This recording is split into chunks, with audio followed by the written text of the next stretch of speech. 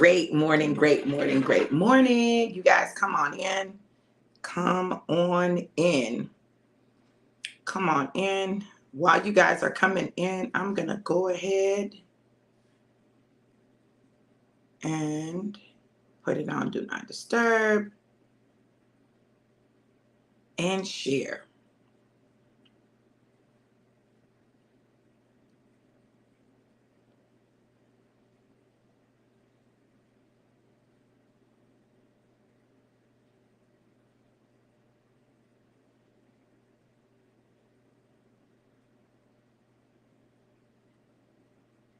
Great morning. You guys let me know who's here and where you are tuning in from. Let me know who's here and where you are tuning in from.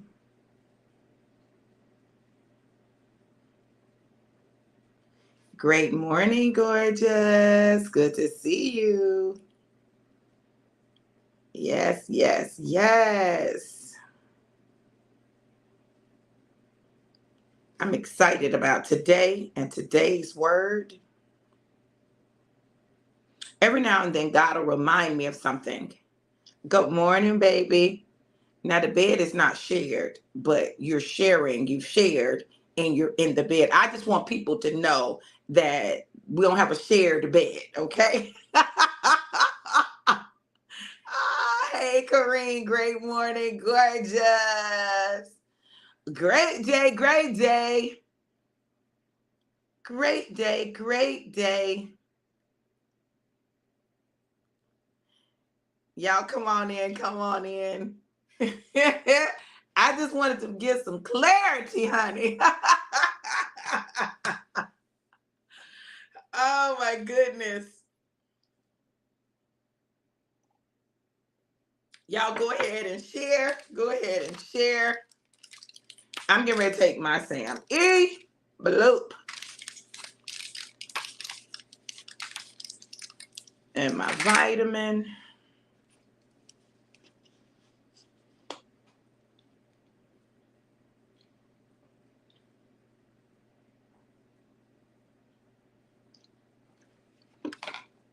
I got some things to accomplish today.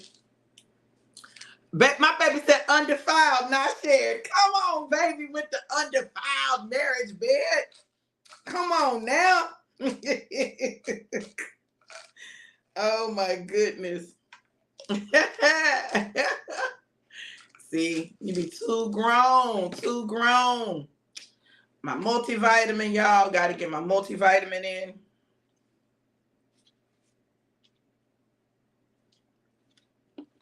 And my factor 4. Factor 4 helps with heart, joint, and organ health, promotes immune health, and supports healthy circulation. It reduces the inflammation in your body because chronic inflammatory diseases are the #1 cause of sickness and death in the world. So when you get the inflammation out of your body, then, it helps you to live longer. He's talking about too early to try him. Clearly, okay. Great day, Christina. How are you, gorgeous? I need to live a long, long time, honey. Y'all hear that, man? I need to live a long time.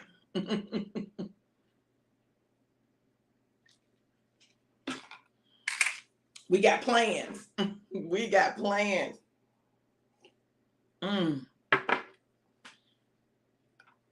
This morning, I put a few drops of CBD oil in because I already know. When you know, okay? I already know. So I'm just going to go on and prepare myself in advance because, listen, today we're talking about the fact that God gave you your personality for your assignment. God gave you your personality for your assignment. So let's talk about this. There are some revelations that God has given me as it relates to personality. See, when you study psychology and you teach psychology, you get a chance to get the behind the scenes stuff. And everything that I do, God is in. I don't care what it is. God is in it. I might not specifically say God, and I might, okay? But everything that I do, God is in it. So when I look at anything, I look at it through natural and spiritual eyes. I always look at the natural and the spiritual. Babe, can we go to the movies today? I really want to go to the movies today. I want to do like a early movie, like in the middle of the day when ain't nobody in there but us. Don't get no wrong ideas. I just want to go to an early movie. I had to interject that because that just dropped. That dropped in my spirit to do an early movie. Okay. So, but can we? Hold on, y'all, in just a second. I'm going to get back into it. I just need to know if we can go to the movies in the middle of the day.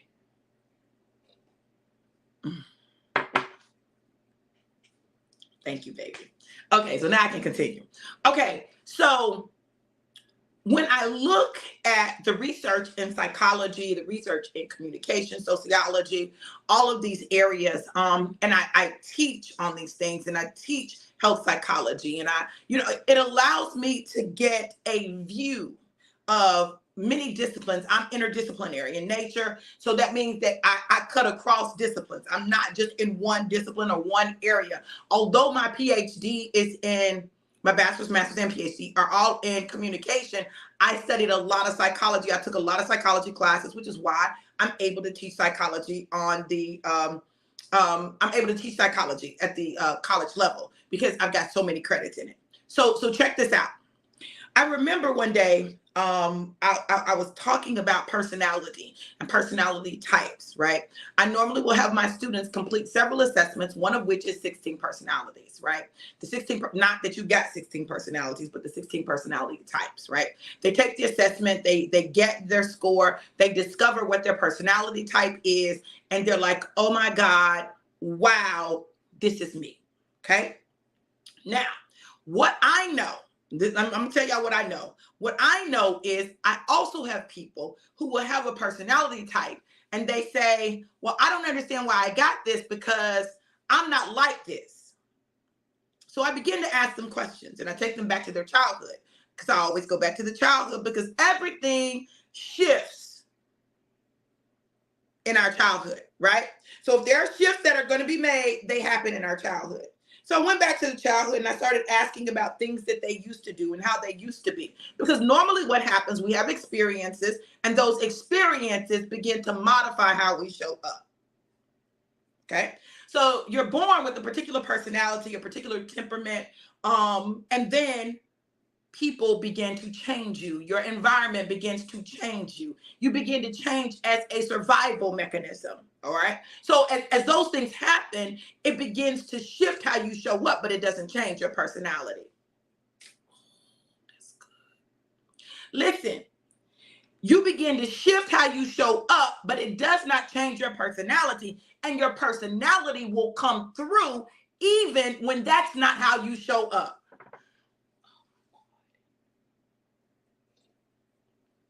Why? Your personality is pretty stable. You can take a personality assessment time after time after time, and it's going to be pretty much the same, right?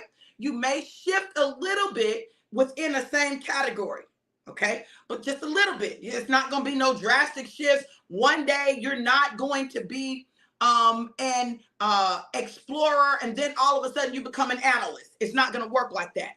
You may shift within the explorer category, but you're going to stay right in that range, right in that range, right in that range. Why? These are core traits that God has given you that are connected to and attached to your assignment. There's a reason I'm loud. There's a reason that I'm an extreme extrovert. There's a reason that I am the way I am, that I'm wired the way I'm wired, and it has everything to do with my assignment. I remember people have always told me I was loud. Always, always, always. And I remember one day God told me, you're loud because I need you to be in stadiums and people be able to hear you if the mic system goes out. What, God? He said, I need you to be able to be in a stadium and people be able to hear you if the sound system goes out. I needed my loudness. Okay? I needed to be loud. See, when you don't understand your assignment, you won't understand your personality. And you will allow people with their preconceived notions of how you are to show up to tell you how you're supposed to be. Growing up, it was always, you need to sit down somewhere. You always want to be the center of attention. I was designed like that. I was designed like that so I would not be afraid to be the focal point. I would not be afraid for people to look at me. I would not be afraid to speak in front of people. I would not be afraid to say what's on my mind. I would not be afraid. God wired me like this for my assignment. See, my assignment. What is my assignment? Well, listen, there are many aspects to my assignment, right? One, he equipped me like this for my profession as an educator. And I never wanted to be an educator. Listen, I'll tell you, I never wanted to be no teacher. I didn't want to be that. They don't make no money. I wanted to do something that was going to allow me to make a lot of money. I really thought about being an attorney, a lawyer. Couldn't y'all see me being a lawyer? But y'all know I would have the little tight skirt on in the courtroom. Your Honor, my client has gotten the raw end of the deal. I know looking at him, it may appear that I would have been an attorney. I think I could have been a great attorney. My mama wanted me to be an attorney. She wanted me to be an attorney. But I took my first communication class as a freshman. As a freshman, I'm taking all the general ed classes. I take public speaking. Let me share something with y'all. I got a B in public speaking, and I was really pissed off about that. And I had to have a whole conversation with my professor about that, okay? And I had to let him know. I don't know what you saw, okay? But clearly everyone else in this classroom said A. Y'all, that really was me. I'm confused. He said, listen, he said, your delivery was great, right? Your use of gestures, great. Your use of your voice, incredible, right? You had a strong message. However, excuse me, sir, I don't know. I don't get howevers, okay? However, some more preparation would have helped you stay on topic. Because y'all know when I'm telling the story, I might go over here, I'm going to come back, and I'm going to bring it in, but I might go over here for a minute, right? So, and I wouldn't turn in outlines because I didn't feel like I had to do outlines. That were for people who weren't professional speakers. So there were things that I just would not do, okay? And that's why I got to be in public speaking. And I teach public speaking. Isn't that crazy? But I got to be. But it wasn't my delivery because every speech that I gave, the whole class was like, oh my God, you're so amazing. You're so amazing. He back there didn't turn in outline. Jackie said, you are an attorney. You fight for the people to get to their destiny. Amen. Amen. Amen. I received that. Hey, Mike. Yes, he is an intentional God. Okay. So, but I needed to have the personality that I have. I remember in high school, I'd gotten a B in PE. And again, I was like, I don't get a B in PE. What in the whole fargan noodle is going on? What is going on? Why do I have to speak? So again, I go to the teacher and I say, listen, I'm trying to figure out why I got a B. He said, well, it shows right here that you didn't dress out this many days. I said, if I did not dress out, I had a note that said that I was on my cycle, okay? Or I was in gifted and talented. One of those two, those are the only options. There are no other options. One of those two. He said, well, I don't have a record of it here in the grade book, so you have a B. And I said, I don't want this report card because it is flawed. It is wrong. And I threw it in the trash can.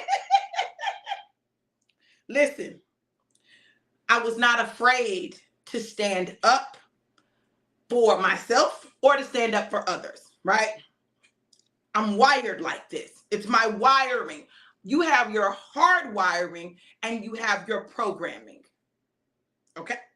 Y'all, I feel it right now. Y'all need to get some pen and paper out because this is about to be real good. I feel it in the spirit. Listen, you have your hard wiring and then you have your programming. This phone is wired a certain way. Y'all see me and my baby. This phone is wired a certain way, but there's also programming that exists on the phone. If you do a hard reset, the wiring is the wiring, but the programming will be reset to its original design. We're like a cell phone. We have particular hard wiring. It's the way we're wired. You'll notice that some children are a certain way and other children are another way. It is how they're wiring. The programming is the things that happen to you in your life that begin to shift you. That tell you, okay, you need to be like this. You need to show up like this. Don't do this, do that, right? So what happens is God wires us a certain way. There's our wiring. And then our parents, our families, our experiences, our teachers, life programs you. But it doesn't change your hard wiring. That means that underneath that programming is the way that God originally created you. Underneath the programming. But it means that you've got to do a factory reset to get back to the program, back to the original design when the programming takes you off path of your wiring. What does that mean, Dr. V? I'm going to tell y'all.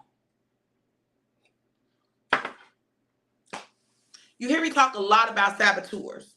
Well, saboteurs are a defense mechanism. They're designed to help you survive childhood, right? Designed to help you survive to the point where you're able to reproduce. People are normally able to reproduce about age 12. So up until about age 12, they work for you. After age 12, they work against you.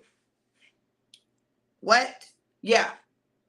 Up until about age 12, they'll work for you. It's your survival mechanism. It's designed to help you survive, designed to help you get through trauma. It's designed to help you navigate life, right? And then at age 12, about age 12 to 14, it begins the same thing that helped you survive begins to work against you. My God, today, which is why teenagers go through this thing.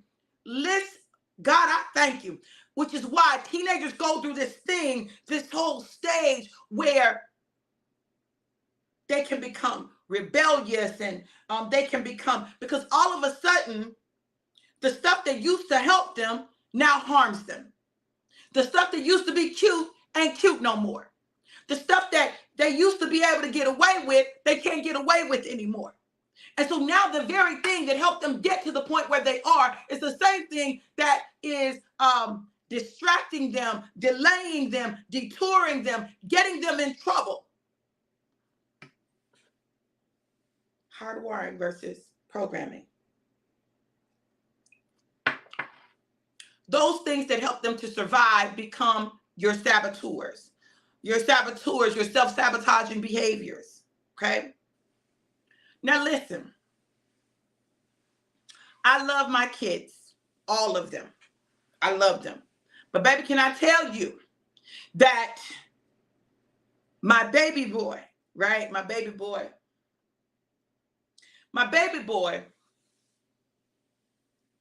brilliant. He's a debater. That's his personality type. So he likes to debate. So he'll go into a situation, he ready to debate all the things that are wrong with what was said, right? Now, this is why I already knew the boy was going to struggle being an employee. His mouth, okay? And I'm not saying that he's going to say things in a disrespectful way, but he feels like he can debate the point because right is right. Right, mom? Mom. You know, I didn't appreciate how they were talking to the employees. That's not how you talk to employees, because in our customer service class, we learned this. And at the way, we learned that. And we learned that when you run a business, that you have to treat your employees a certain way. And when you treat your employees good, then they'll treat your customers good. Listen, let me tell y'all. See, this is why I try to prepare them. Just be an entrepreneur, baby. Be an entrepreneur. Because people is not going to be listening to your mouth. I'm going to need you. Just have your own business, because I don't know how you're going to fare in somebody else's, right? So he's wired a certain way. He's wired to debate. He's always been like that, wired to debate, okay? So he recently, got a job, and there was not a bet, but just a little running, how long he going to stay?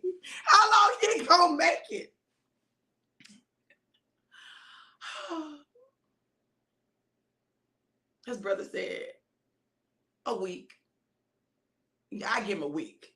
I give him a week. I give him a week. I said, come on now, at least give him a month. Don't do that to him. Don't do that to him, baby. Why that boy lasted a day and 3.5 hours. A day and 3.5 hours. Listen, let me tell you something. Now, check this out. Because he's wired a certain way and he really is supposed to be doing stuff with his business. He's supposed to be doing things with the music industry. He's supposed to be doing these things, right? He's not finna stand up for no 8 to 10 hours. He's not doing that. He's not going to do that. That's not going to work for him.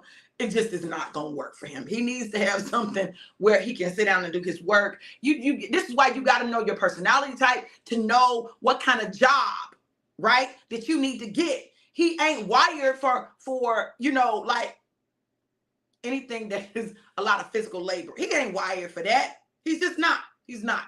Now, it doesn't mean that he can't do it, but it means that it's going to drain him and it's going to be difficult for him. Now, some people would say, well, then that's why he needs to do it because he needs to learn how to do that. What I would say is, no, he needs to find a job or a career path that matches his personality type. Listen, we try to force people to become something that they're not, and we suck the life out of them. That's why so many people are in jobs where they're miserable. No, I'm never going to tell my kids to do something where they're miserable. What I'm going to tell them,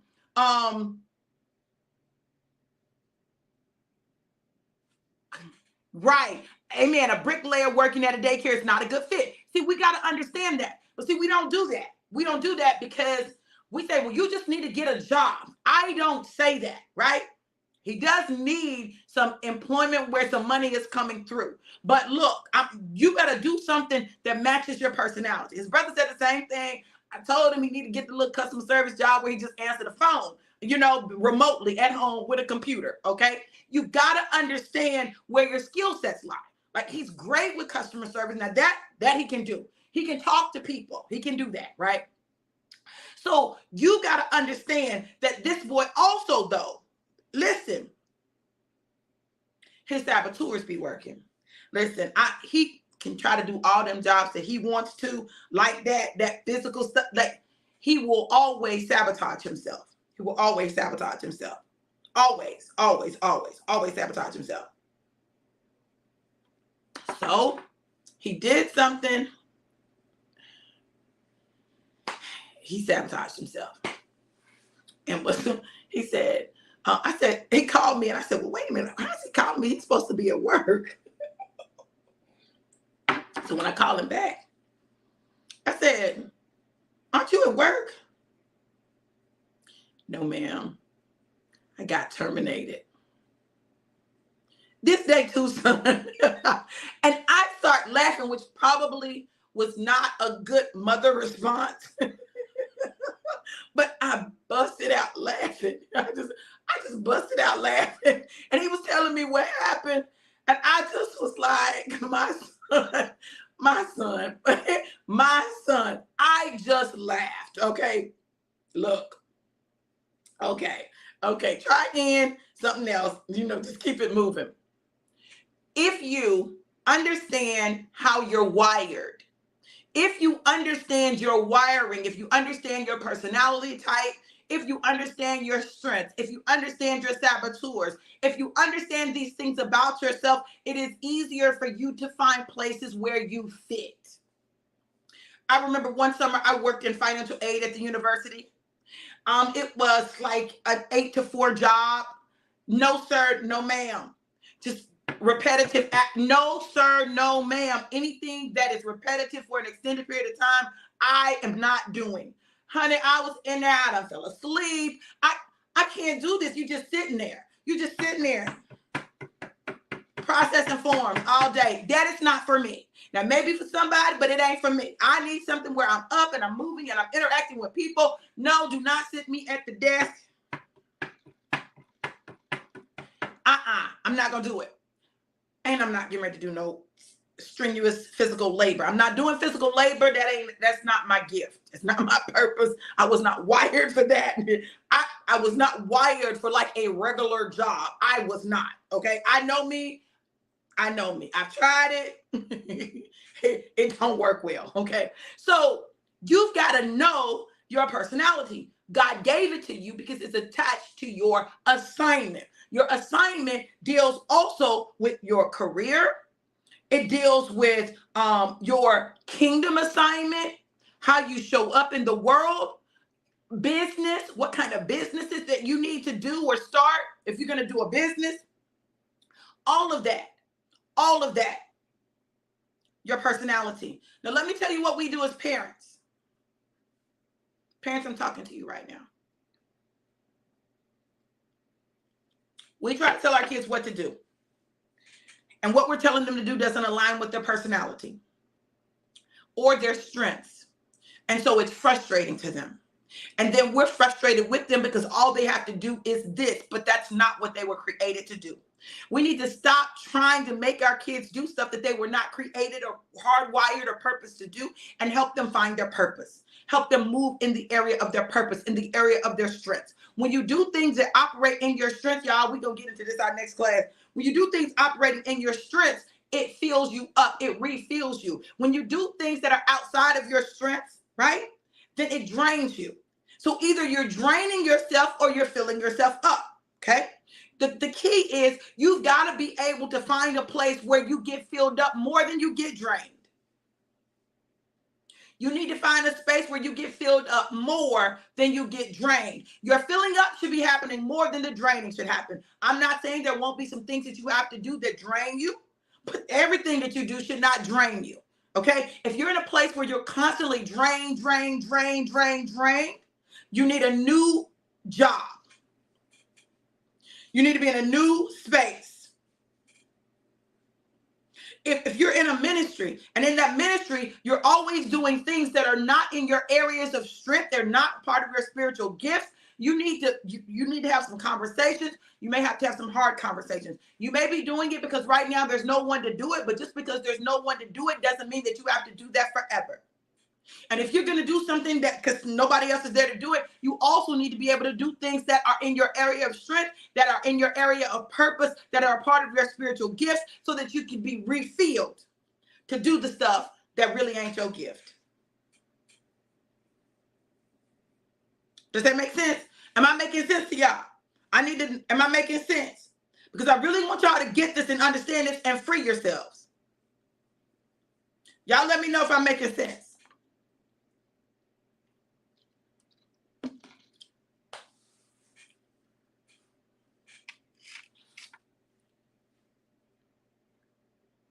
Okay. Mike said yes. Jackie said yes. Christina said yes. April said makes sense. Marvin said yes, you are. Kareem said you're making sense. Making sense. Okay, good. Now, let me tell you why this is so important.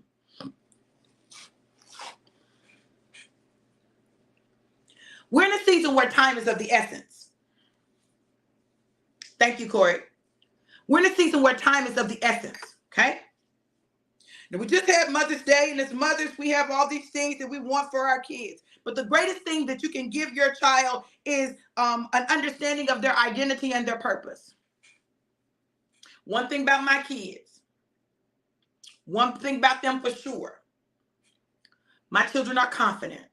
They're confident in themselves. They're confident in their ability to make decisions. Even if they don't make the best decisions, they're confident in their ability to make a decision. If you make all the decisions for your children, you are not equipping them to survive in the world, let alone you're not equipping them to survive, and definitely not equipping them to thrive, okay?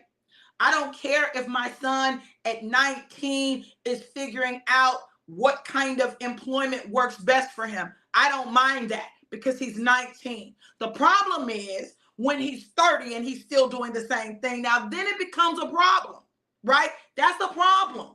Because you're 30 and you still ain't figured nothing out? No, that's a problem. Let them go through what they got to go through as teens. Let them go through that stuff while they can, so that they can discover some things, right?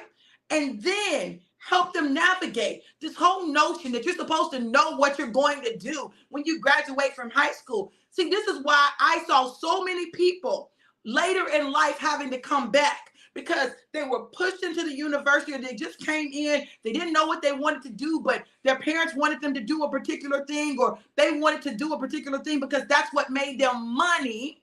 Got into it and discovered that's not what they wanted to do. But now they got these hours. Now they're committed to it. Now they got to finish it out. Y'all understand?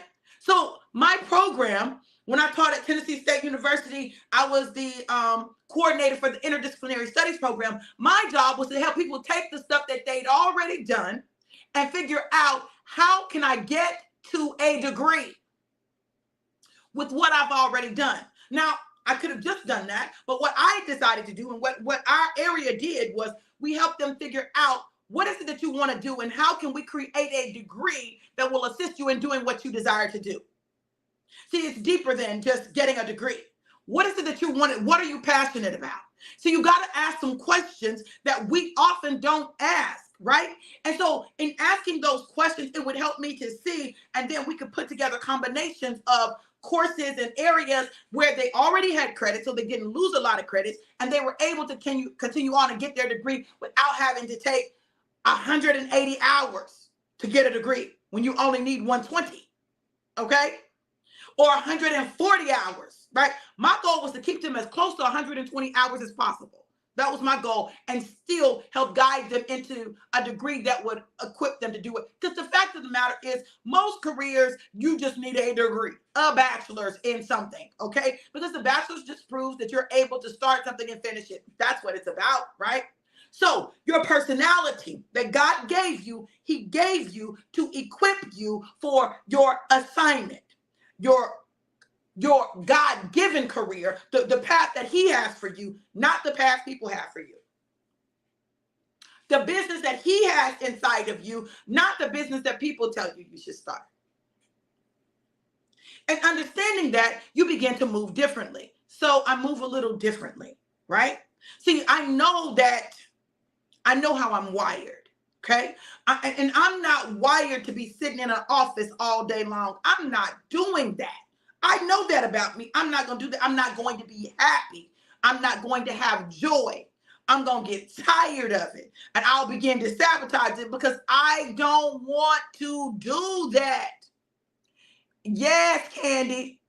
Yet you have to understand that. This is why when people talk about entrepreneurship and they're going to be an entrepreneur and they do something because they saw somebody else do it and they were successful at it. They were being successful. My thing is, are you passionate about that? You got to be clear about the purpose of a thing. You got to be clear about a purpose of a thing. Like, is the purpose of this just to create income? If it's just to create income and you create something that's easy to do, that doesn't require a lot of you or your time, and it's revolving, and you can kind of automate it, that's fine, because you know that that's not your passion. That's what you do to bring in some additional money. But you got to also have what you're passionate about.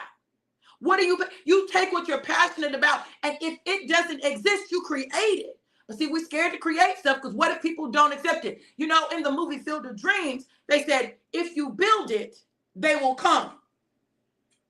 Many times people don't do things because it doesn't exist. I hear people all the time coaching people and saying, you can only focus on one thing. You can only focus on one thing. You can only focus on one thing. Now listen, I get it. I understand the premise. Right? I get the premise. But I also understand that there are some people out there like me who are not one thing people. You're great at this and this and this and this, right? And you're like, but I'm great at so many things and I love doing all these things and I don't know what to do. Baby, let me show you how to put all them things together to create your one thing. How really it's one flow, but you got different streams that come into the river. There are different aspects of you. Like I'm big on entrepreneurship. Listen, and it's not easy. The job, build it, and you just show. Come on. Right, Candy. So listen, I'm big on entrepreneurship, right? That's a passion of mine because I believe that everyone has something inside of them that is designed to be the thing that brings them wealth. Everyone. I know people say, well, everyone's not an entrepreneur. Listen, the word of God declares this. I have deposited inside you Listen, I deposited in the, I've given you the ability to create wealth, and you cannot create wealth on a job. And I ain't seen no job that makes you wealthy. No job. J-O-B. Every J-O-B has a cap.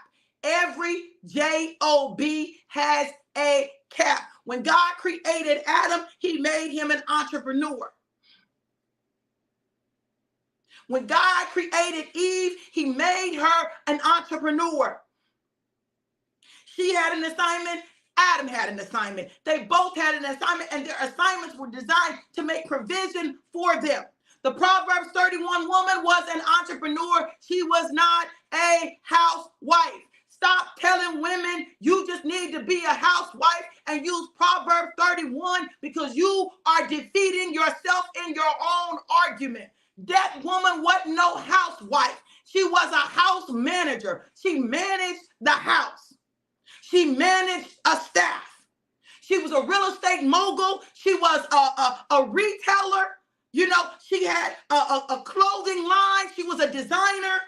She was a lot of things, but she was not a housewife, stay-at-home mom. That's not who she was. Stop lying to women, trying to get them to do something. And there's nothing wrong.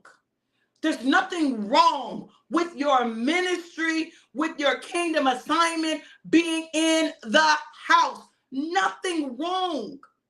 Nothing wrong with that. It is a great gift because everybody can't do it. But it may also mean that there is a daycare inside of you, at-home daycare. It may mean that there is a business that you can start from your home while you're with your children. You may be the cookie lady, right? You may have the neighborhood candy store or snack store, but there's something inside of you. You may be an author. You can write and be at home with your kids. You write when they're on nap time.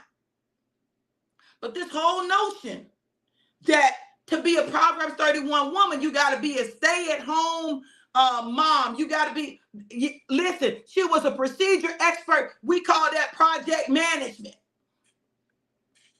And if you can do that for your house, you can help other people do it for theirs. See, that's the way you make money with everything. Every gift that God has given you is designed to help produce wealth in your life. But we don't get that. That's not what we're taught. So we're feeling some type of way about ourselves because we don't fit the mold. I can remember, listen, I remember my son, we lived in a lot of predominantly white areas, right? So I remember my son going to daycare, and him and his brother were the only little chocolate drops in the whole school, and Daquan wasn't real chocolate. He kind of blended in. So I remember, they were talking about dinner, and, we came home, and I said, all right, I fixed some brown beans and some salmon croquettes. I think that's what I had that night. And he said, I don't want that. Excuse me? He said, I don't want that. I said, well, that's what we're having tonight. And he said, well, so-and-so, their mom said they can have da-da-da-da-da. I said, well, y'all know what I said. You're not so-and-so, and I'm not so-and-so's mama. So over here, you gonna eat this, or you not finna eat.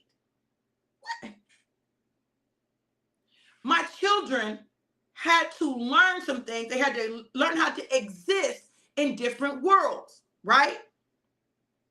So, check this out. My son, because I am a scholar and I studied African and African American history, my son knew Christopher Columbus did not discover no America. He knew that Christopher Columbus was lost. He was lost and landed in a place that was already civilized, okay? So when he went to school and they were talking about Christopher Columbus for Columbus Day, my son gonna say. But Christopher Columbus didn't discover America. He was lost.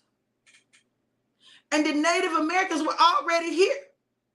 And really who they called the Native Americans were really African people who had blended with other people, and thus Native Americans, that's why there are pyramids in the places where you find Spanish, Hispanic people. You see similarities in the cultures of Africa and the Native Americans. Is why Native Americans and blacks got along so well, because Native Americans' heritage was in the African descended people. This is why, the Moors were the original map makers, original sailors. They're the ones who traveled around and led it in different places. I'm just telling y'all, listen, we need to know our history. My son knew his history when he was in elementary school, and when he took a test, I said, baby, listen, this is what you got to do. Let me tell you what you got to do. What you got to do is put the answer that they want. Put the answer that they want, but you know what the answer is. Put the answer that they want so that you can get your grade on your test, but you know the real answer. So from a child, they knew stuff that other people may not have known. And I taught them in ways that maybe other people's parents didn't. But it was what they were. But then I also had to teach them how to exist in a system that was built on lies, because this educational system is built on lies. Now, I can say that, and I'm an educator. The educational system, the way it is set up, is flawed. It is designed to create inmates and workers.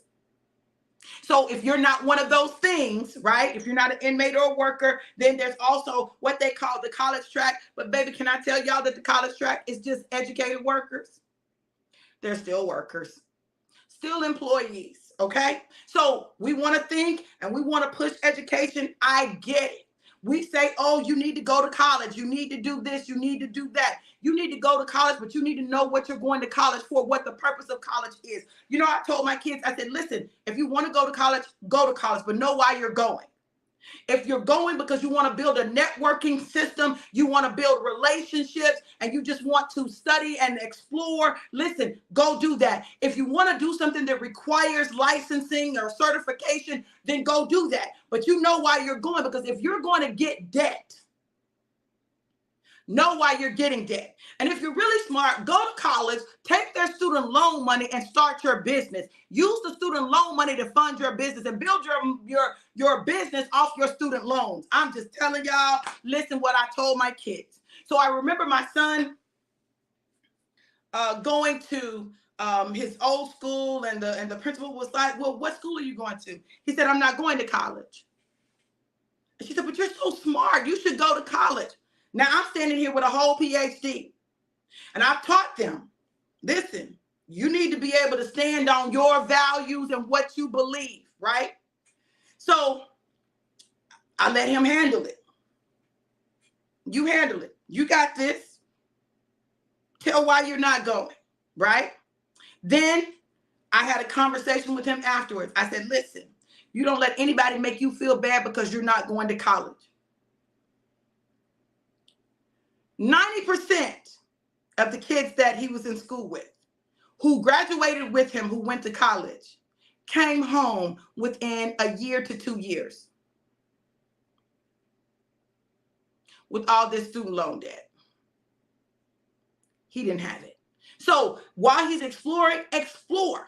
So when you go to school, if you decide you want to go to school for something, you're able to go to school for what you want to go to school for, and you're clear on why you're doing what you're doing. You're not just doing it so that you can graduate and say you went to FAMU, or just graduate and say you went to Florida State, or just graduate and say you went to USF. Know why you're going. I'm not saying there's no value in it. I am absolutely not saying it, but understand where the value lies. The value lies in the connections and the networking that you do, and the expanding of your mind that can happen, right? Depending on what you take. Because you got to remember, again, the educational system is built on misinformation and lies.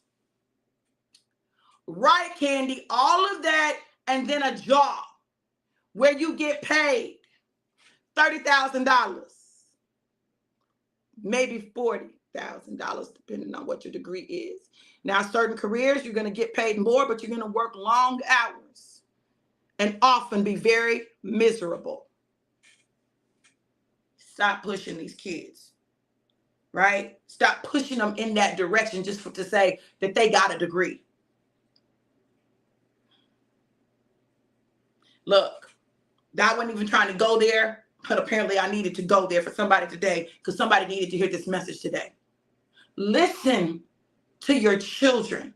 Listen to their heart. Look at their personality. Have them take the 16 personalities assessment. I'm going to drop some assessments in here for y'all. Y'all can take them and have your kids take them. But listen, can you get clear about who you are and what you're built for and why you're built the way you are?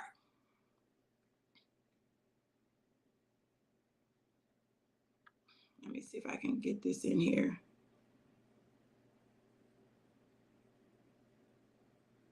If you don't know what your purpose is, reach out to me. Let's schedule a session and talk about some things. Because I'm sick of us wandering around lost. Okay, hold on.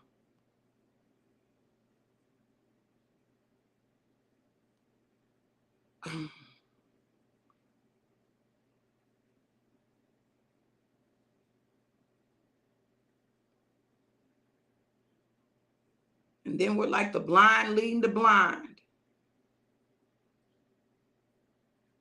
Okay? You can go to 16personalities.com and take the personality assessment. It's going to give you your personality type. Yeah, listen, these young folks ain't falling for it at all. Absolutely, Tandria. Yes. Absolutely, Tandria. 16 personalities. So I'm the person, right? I'm the professor that tells people that you don't have to wait until you get a degree to do what you're passionate about, right? You don't have to wait to get a degree to do most of the things that you're passionate about, okay? So there's a way that you can begin. It's like the Myers-Briggs, but it's not as long as the Myers-Briggs. It's a shortened version. Yeah. Yeah, it's similar, but it's not as long. And I like it better than the full-blown Myers-Briggs. So I saw one of my students recently. He was on a reality show, right? And I said, oh, that's my student. Tandria, do you remember Kobe? Kobe Bryant, Kobe. I can't think of Kobe's last name. You remember Kobe from Memphis? I'm trying to think. I think y'all were about Randolph. Kobe Randolph. Do you remember Kobe Randolph? Right. So Kobe was on the Queen's Court, right? Well, Kobe, when he was in school, struggled. The boy struggled, but he had all of these business ideas, right? He was a communication major, but he would promote parties, he would DJ, he would do all of these things. And I remember he was in my class and he just was not doing well. He wasn't really coming to class. I said, baby, listen, what do you want to do? He told me what he wanted to do. I said, listen, babe, stop wasting your money on school and go on and do that. Go do that. If you decide you want to come back to school, great. But go ahead and do what it is that you're really passionate about, because right now, you just wasting time and frustrating yourself, and for what? Stacking up loans. For what? You don't have to do that. Now, a lot of people would have gave him different advice. Yeah, very talented, but distracted. Yes, because his heart was not there. That boy has been doing stuff ever since then. I'm talking about created this whole persona, which really that's him. Like he's always, I can remember he had just moved into an apartment. He didn't have no furniture. Like he had a mattress. But listen, let me tell y'all something. The way Kobe's wired, Kobe always gonna be suited and booted. He always gonna be fine. He always gonna be doing stuff that's expensive. Listen, that's been him. That's always been him, right? It's always been him. Like, he's wired for a celebrity life. Like, that's how he's wired. His personality is big. Like, he's got a big personality. Even on there, they were talking about how big his personality is. But there's some saboteurs there. But that's another thing. But he just is very confident in his presence. Some would say too much so. What I would say is that as he really begins to destroy his saboteurs, who he is at his core is enough. It's enough. You don't have to add to or subtract from. So I'm watching the show and I'm watching him, and he's going for Tamar Braxton, right? He's going for Tamar Braxton. Of course he's going for Tamar, okay? Because that's right up his alley. So I'm watching the show and I'm sitting there and I'm smiling. Even when he does something, I'll be like, Kobe, that is not the answer, baby. That ain't the answer. But I'm smiling because he believed in him enough to take a chance on him. So many people will critique people, but they'll never take a chance on them. And then they mad at other people because they take a chance on them, or they believe in them, or they're willing to step out of the box and the normality. And, listen. If you have a big personality, there's a reason God gave you a big personality. There are places that you're going to be in where your big personality is needed. My personality is big. I know I'm never wired just for local anything, because I'm always more than what's local, right?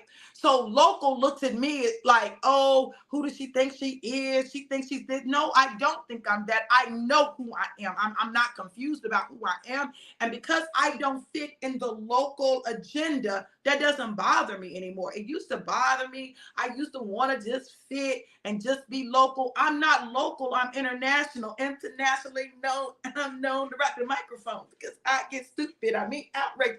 I'm just saying, I'm international. So I just understand that about me. And most of the time, the people who don't fit on local scenes, they don't fit because they're not local.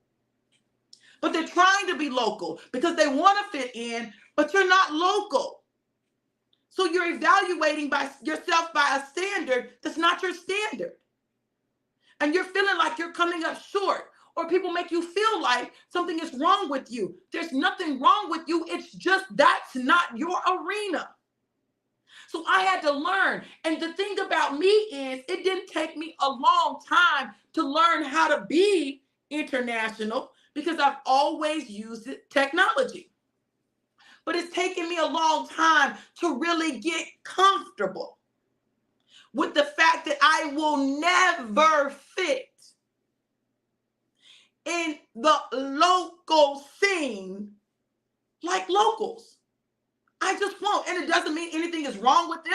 Doesn't mean I'm better than anybody. It just means I'm different. Yes, I'm different. I'm different. Yes, I'm different. And I'm good with that. I'm good with that. I'm good with that. Okay? So you got to learn to be good with your difference. You got to learn to be good with your difference. You got to learn to own your difference. Because I promise you, your wealth is in your difference. It's not in your commonality with everyone else. Let me say that again. Your wealth is in your difference, not in your commonality with everyone else. It's the fact that you're different that is going to allow you to see a need and create a solution. Candy Lowe is on here, and Candy created the Black Business Bus Tour, right? She saw that there was a need for Black businesses to get exposure, and she created the bus tour as a way to do it. She created a tea house. She would have conversations. She would do all of those things, and it took a while for the local to see and to get what she was doing. But there came a generation of people who really understood entrepreneurship. Not this younger generation. This younger generation just is wired different. See, the thing about Candy is she is a forerunner. She is a visionary. She's ahead of her time. And when you're ahead of your time, you got to wait for some people to come who can catch the vision and run with you. Because other people, they just content just doing what they do. But you got to understand that if you keep holding on, keep pressing, you'll be able to get to that place. My husband said, hold on, a square peg in a round hole. I ain't even square. I'm like a darn hexagon or a trapezoid, something that is so foreign it ain't even common, right? You're like, what is that? Why I got all them sides? That's me, an octagon or something. Listen, I'm trying to tell y'all, I understand that I just am not regular. I understand that, and I'm good with it. Sheree said true. Gretchen said amen. Candy said good with your difference. Thank you, Candy. And that's enough. Y'all, I'm going to tell y'all something. The enemy always try to keep people who he know if they ever really connect, they're going to discover the things that they have in common, like they're going to click. So the enemy always tries to keep those people from really being able to connect. And that's what the enemy did with Candy and I. That's what the enemy did with Apostle Tammy and I. See, the enemy's always doing that with people who are fire starters. Because if you get two fire starters together, now that's a fire. Okay, you're going to have a fire. Because what? One will put 1,000 to flight, but two will put 10,000 to flight. So you got to understand, everybody that somebody say don't like you, everybody that somebody say got a problem with you, don't have a problem with you. Okay, so you need to be willing to open yourself up to the possibilities of getting to know people, and especially if other people trying to keep you from really getting to know them. That's what I'm gonna say. Yes, uniqueness. Yes, so peculiar. Right. That's a lot of us, Charla. Yes, I got JJ locked in. Okay, I'm glad you said that. Hey, my godson. Hey, my God grandbaby. Listen, I tell people this. They don't believe it. You know, they think that I'm exaggerating, but I'm grateful for the anointing that God has given me because I'm a generation connector, okay? I can be talking and the babies, JJ a baby, okay? The babies are listening to me. The babies are tuned in. The babies are locked into what I'm saying. From the babies to the children, to the teenagers, to the adults, to the mature adults, to the seniors. Everybody understands what I'm saying. Everybody is locked in and tuned in. That is a gift from God. It is why I am loud. It is why I am different. It is why I am boisterous. It's why I have so much energy. It's why I am so charismatic. Right? Because my assignment is to connect the generations. So I might break out in a song from my era. I might break out in a song from my mama and them's era. I might break out in a song from my kids' era. It doesn't matter because I understand that music is a universal connector. And I will always break out into song. Listen, I communicate through song. Now, the beauty of that is, let me tell you the beauty. The beauty of that is I can capture the wisdom of the youth and the seniors and begin to see how all of it comes together. That is a beautiful thing. Everybody can't do it, but it is a gift that I possess. It is a gift that God gave me to be able to be transgenerational, cross-generational. That's a gift and a blessing. Gretchen said, as a first-time author of my poet, first-time author and poet. My book is on Amazon Kindle and it's called Strength of the Woman with Pearl Wisdom, tribute to my late mom. I love it. I love it. Yes. My creator of the heavens gave me a gift as a writer and my mental health. Amen. Two wheels bound with a stronghold. Yes. A generation connector. My baby calls me the bridge. I'm his bridge. He said, baby, you know you're the bridge. JJ hands are held up. That's my baby. Corey said from 6 to 60, you on it. Now you need to change that to 6 months, 6 days, because even infants are like that with me. It's the craziest thing I've ever seen, but it's that gift that God has given me. And you've got to appreciate your gift and don't let anybody make you feel bad about your gift. Don't do it. Don't do it. Don't let them make you feel bad about your difference. Don't do it. Listen, God gave you your personality for your assignment, for your purpose, for your destiny. He knew who you needed to be and how you needed to be in this world. And then life began to happen and people told you you need to sit down somewhere. Don't be loud. You always somewhere moving around trying to be seen. Listen, if you're to be seen, you're supposed to be moving around trying to be seen because people need to see you. You know, the enemy will also attack you in the area where he knows God is going to use you to create liberty and liberation for people. I am a liberator, and I know that I'm a liberator. I am one sent to liberate the people, to liberate the masses from a poverty mindset, from a less than mindset, from a mindset that does not work for them, that is not what God says, it's not who God has created them to be. Like, that's what I'm designed to do. So I'll never fit. I'm never going to fit. I'm never going to look like, yes, I do want to be seen. I do want to be seen, because in being seen, it often opens up the door for a conversation that wouldn't have occurred any other way. See, I'm not messed up about being seen. I'm not messed up about being fine. I'm not messed up about being sexy. And I'm not messed up about being anointed. And I don't believe anything when anyone tells me that they don't go together. That's a lie from the pits of hell. And I'm going to tell you how I know. Some of the ugliest people who are anointed become attractive because of the anointed. The anointing makes them attractive. The anointing makes them sexy. Y'all know y'all done seen some ugly pastors out there that everybody won't. Not everybody, but a lot of people won't. Ugly. You know that they're attractive challenged. I won't say ugly. I'll say attractive challenged. Their facial features that they have that you look and you like, oh. I ain't talking about nobody, but y'all know Flavor Flav is challenged in that area, but he's not challenged in confidence. You see what I'm saying? His confidence draws people to him. His confidence. You got to understand that there's an anointing that rests on him. I know we don't want to call it anointing because it's secular, or he exists in the secular realm, but there's an anointing. Listen. You got to understand. So stop allowing people to tell you what you can't do and what you can't get. That man pulled 5 women. Because I don't know how how he got her as bad as he looked. He believed he could, and he did. And when you believe you can, you will.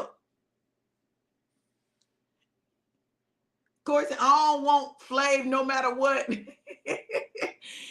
Kareem said the yin yang twins are also attractive challenge. Has to be because that clock not doing nothing. Listen, it's serious. It's serious. There's always going to be somebody out there that wants someone. You know what I'm saying? Like, y'all, I just want y'all to understand that you were created to be you, uniquely, individually, one of a kind. You were created that way for a reason.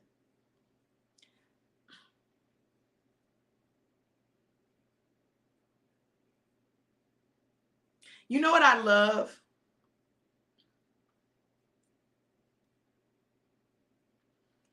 I love helping people find their identity. There's something about that is so exhilarating for me. When people start out and they're there and they like, well, I don't really like this, I don't really like that. And then we get to going and they begin to pull back the covers on who they really are at their core, and they discover that who they've presented themselves to be is not really who they are underneath life and the saboteurs. And when their personality begins to come out, they discover that there's a part of them that they didn't really know existed. I love that. The unearthing of you. I love that.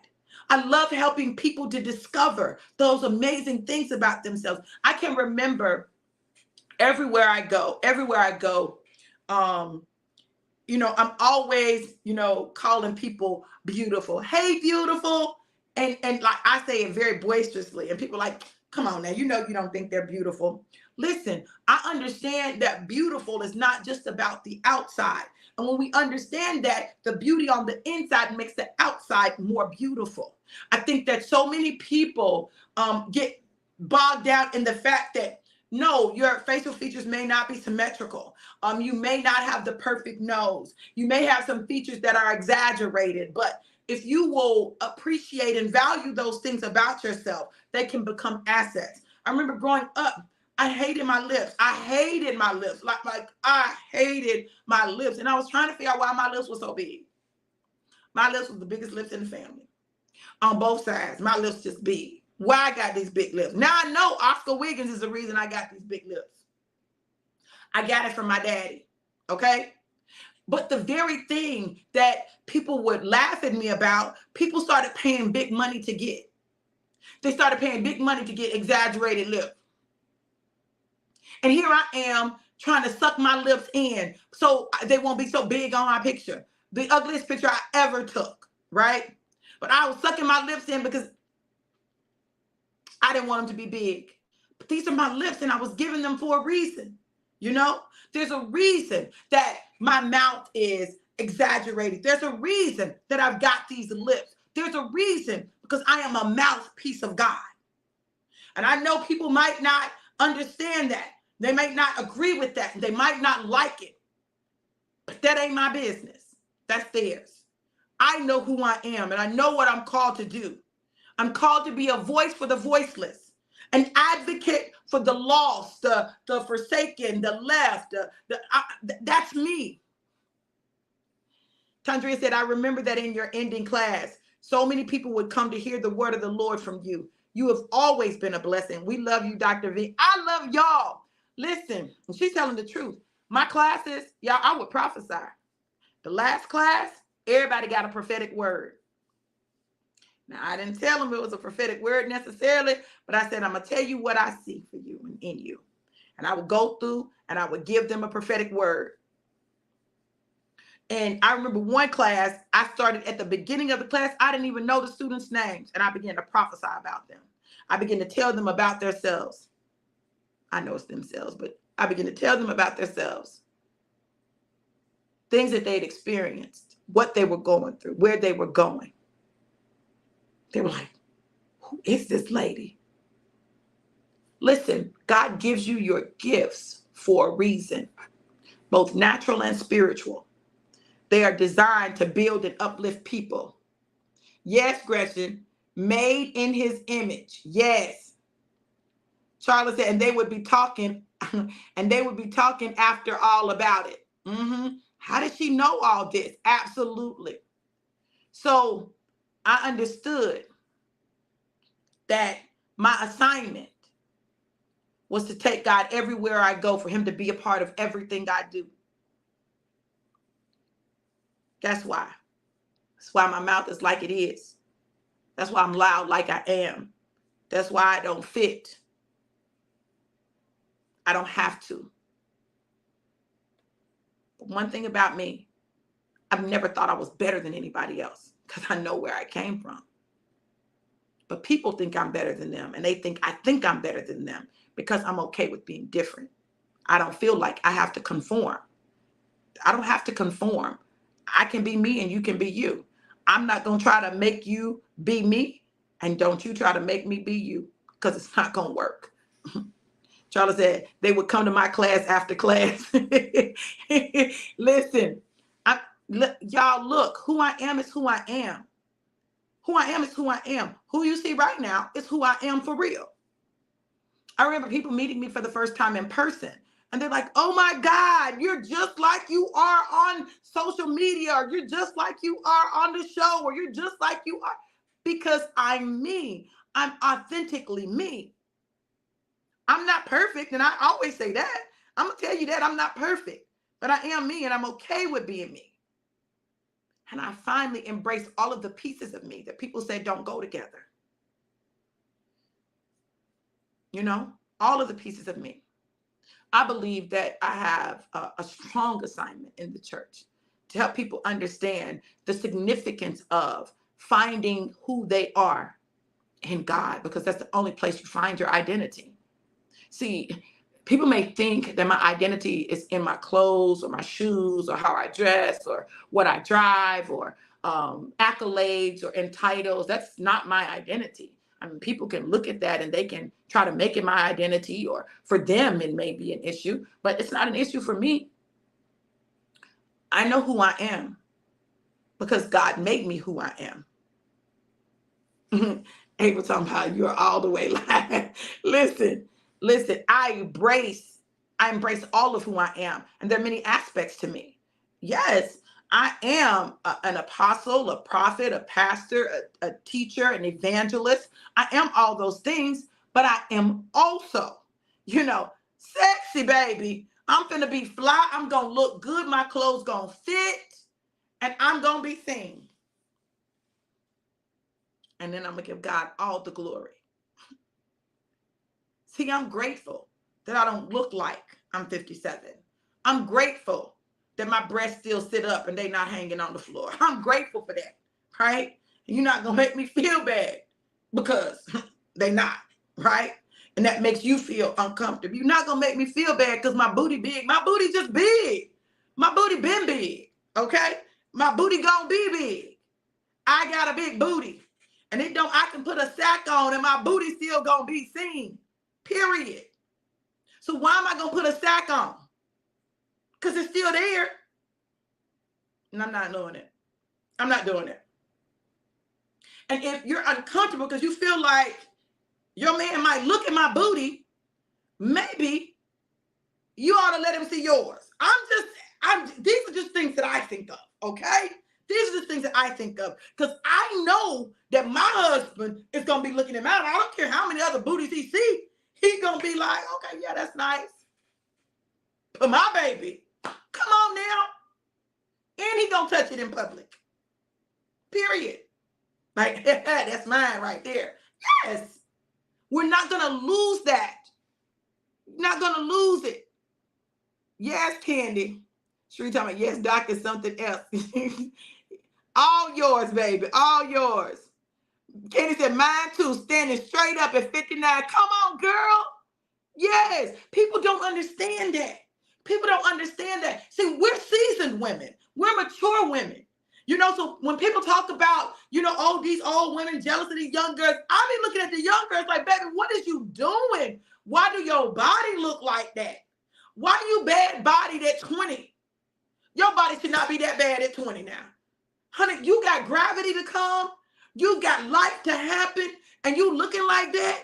Baby, get your body together. And I'm not saying you got to be a particular size, but get your body. Take care of your body. You only get one. You only get one. Take care of the temple. We quick to say that we're supposed to present our bodies a living sacrifice. But baby, what is you doing with it? What is you doing with it? Because I'm trying to figure out. Because if you're going to present your body a living sacrifice, you're going to give him the leftover drop down? Or you going to give him your body in the best physical condition that you can give it to him in? And I'm talking about God right now. But the same is true with your husband. You don't want your husband looking at nobody else, but he looking at you ain't looking at...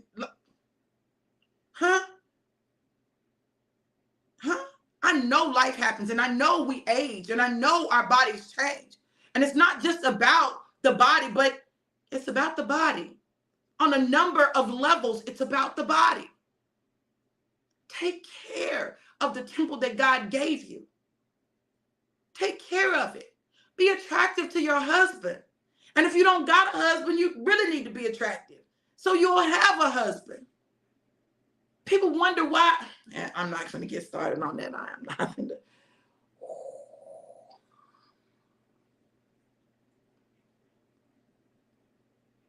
Yes, I am. My baby said, "Don't mess it up before mess it up on its own." Sheree said, "That is so true, Doc. You look good. You feel good. If you feel good, you attract good." Absolutely, because everything is a vibration and a frequency. You feel bad because you look bad. Listen, and I'm going to share this for free. People can talk about how many times I've been married. But there are people who have never even been proposed to.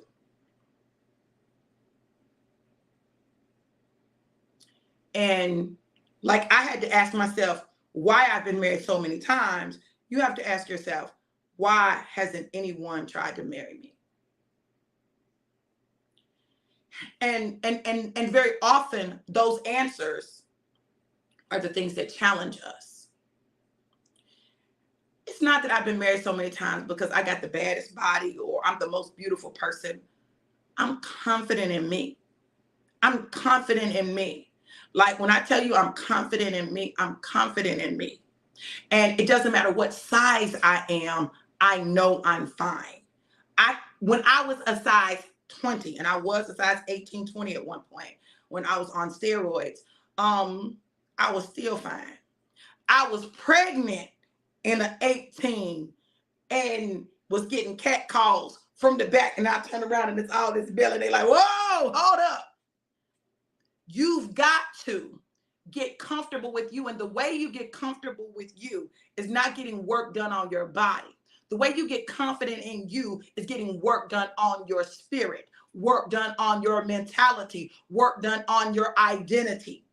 Because you can get work done on your body and your identity still be off. Because if your identity is only in your body, if your value is only in your body, when your body goes through changes, because it will, then your identity drops.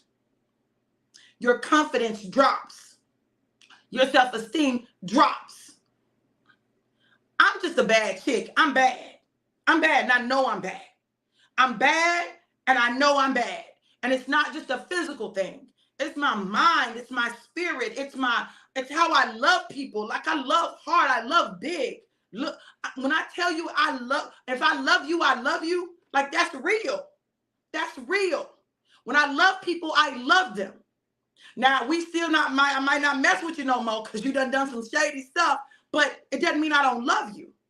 It just means that I can't allow myself to be vulnerable or have you in my space because there's something about our interaction. And I'm not saying it's just something about you, but I'm saying there's something about our interaction. Now, you may trigger some stuff in me that don't need to be triggered. So I got to work on that stuff. Don't be afraid to be you unapologetically. Don't be afraid to be different. Don't be afraid to stand out, and don't be afraid to ask the difficult questions when it comes to you. The moment you're able to get honest with yourself, the moment you're able to get real with yourself, the moment you're able to really find your identity in him, right? Because we were created in his image, which means we look like him, and his likeness, which means we act like him. Now look, created in his image doesn't mean that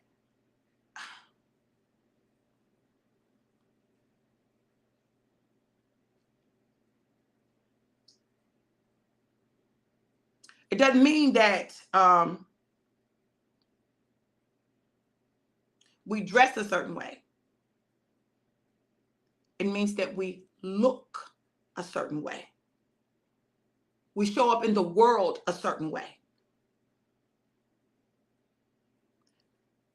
I'm okay with people being drawn to me because of my physical. I'm okay with that. Male and female. It don't matter. Gay, straight, lesbian, bisexual, transgender, queer. People are always drawn to me. And they'll comment on my physical appearance, right? That just opens the door for me to talk about the one, to show up as a prophetic voice because they're not expecting it. It catches them off guard because I don't look like it. I don't look like that's what I'm going to say when I open my mouth. So they let their guard down with me in a way that they often won't let their guard down with other people. And I'm able to be used by God. I know people don't understand that. It's okay that they don't. It's okay that they don't get it. It's not their assignment. Of course you don't get it because it's not your assignment. But it's mine. And it's one of the things that my husband and I had to get on one page about, how I show up. Like, I don't want people looking at my wife. I said, baby, people going to look at your wife, period. They're going to look at me. I'm telling you. And it don't matter what I got on. It don't matter what I wear. People are going to look at me. They're going to look. And they're going to be drawn. God made me this way for a reason. Because he's drawing people. But what they get and what they expect. He talking about, you're standing out, made me notice you. And he did, honey. He trying to figure out who I was at that birthday party. And then he said it got dark.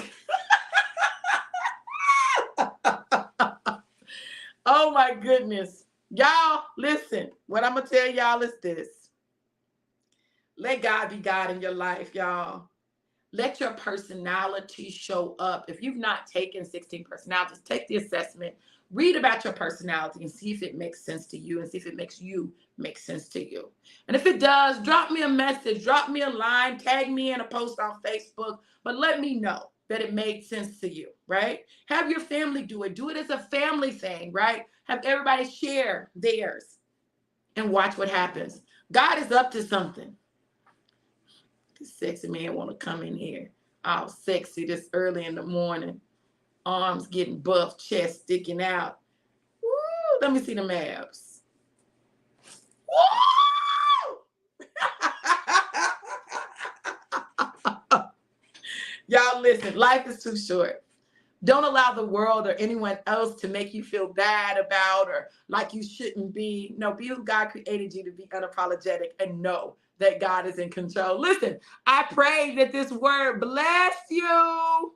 Because it blessed me. Listen, if you feel compelled, drawn, you hear the Spirit of God speaking to you to sow a seed, you can sow a seed at Cash App $DRV Walters. Cash App $DRV Walters. No, that ain't it. Cash App $DRV Johnson 777. I don't want him to come back in here. Cash App $DRV Johnson 777. I fixed it, baby. I fixed it. Okay, this was automatic. I just had to.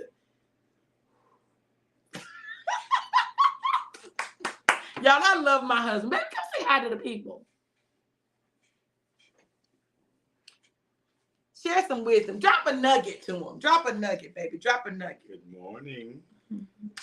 Drop a nugget, baby. Drop a nugget. Come on, baby. And drop. You be trying to not drop nuggets. Right. You do, babe. Get on the camera and say it, because you get ready to say something profound. Okay, so check this out. Okay. There used to Don't be touching on my booty while you're right here. No, that means I can't help it. I can't help it. Okay, go ahead, David. So there's this guy in Panama, and he used to stand on the corner and hula hoop all day long. And me, I'm asked a question. So I asked him, why do you stand on this corner and hula hoop all day? And he said to me, God told me to stand out here until I can talk to 15 people. Sometimes it takes an hour, sometimes it takes 5 hours. But if you make yourself available, somebody gonna stop and talk to you. That was good. Not as good as that kiss, but it was good. You can get that later. Again and again and again. Okay, I'm trying to stay focused. Y'all listen, and that's absolutely right. God told him to stand out there and hula hoop, and that's what he did. If God tell you to stand outside and hula hoop, if God tell you, whatever God tell you to do, do it, because I promise you there's a reason for it. Don't let anybody else stop it. Nobody. People wonder why I post us so much, or why, my husband is not a public display of affection person for real. Like that hasn't been how he has shown up. Let me say that. It's his personality. But so many things made him feel like it wasn't okay. That's not what you do, but my presence in his life has opened him up, to really allow who he is to come out. People look at him and think that I've changed him. And I guess you can say I have, because I've brought him out of him. But everything that he does, everything that he's doing was already in him. It's just being brought to the forefront now. Brother in love comes with that. Yes, he does, Jackie. Yes, he does. All right, y'all. Listen, I'm getting off here. Look, I love you guys to life and life more abundant. Have an amazing and incredible Friday. Listen, and don't wait till Friday to celebrate. Celebrate every single day. But remember, your personality was given to you by God. And you've become who the world has made you, right? Be who God created you to be, y'all, because that is an amazing and incredible being. I love you guys to life and life more abundant. Be absolutely unequivocally blessed. Mwah.